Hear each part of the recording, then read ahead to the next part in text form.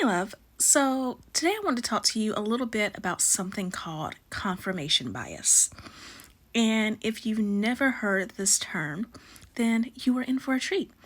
So, confirmation bias is that when we believe something, our brains will constantly find ways to make it true.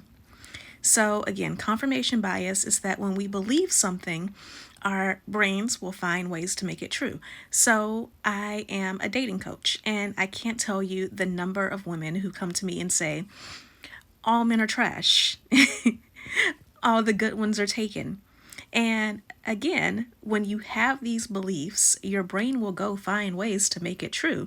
So, what ends up happening is because your brain is searching for ways to make it true, you will, in fact, keep attracting men who are losers. You will keep attracting men who they become your friends and you get along with them well and everything, and you think that they would be a great partner if it weren't for the fact that they were already taken. This works in our lives in every aspect of our lives. This is why, when, for example, you disagree with someone politically, you can never convince them to the other side because confirmation bias is our brains finding ways to make what we already believe true. So, this is why Republicans watch Fox News all the time, and their Facebook feeds are full of things that support the Republican Party and support Trump. This is why Democrats have a tendency to watch a lot of MSNBC, and they find news that supports that, and they have friends that support that. This is why people who have a bad money mindset, they believe that they are always going to be broke. They attract bills. People who believe that they are bad with money will find ways to mismanage their money. They will find ways to develop shopping habits at certain stores. So, confirmation bias is constantly working against us. I know that when I was single, I had this bad habit of telling myself that men were trash or that I wanted a man who was Christian, but that wasn't going to happen because the men at my church were boring. Therefore, all Christian men were boring.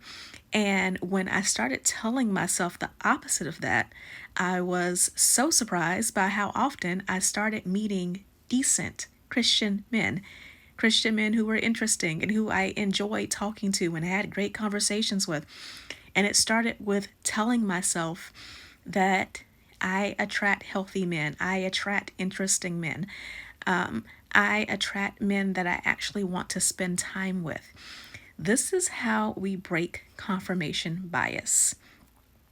It is through getting to a point where you change the way that you speak to yourself, that you change the way that you think, that you use affirmations, that you use reminders, and that you get around people who have the type of mindset that you want to have, that you want to embrace. Because again, if you constantly go around telling yourself that you can't have your dreams because of insert whatever reason, you will keep finding ways to make sure that said dreams never, ever, ever, ever, ever come true.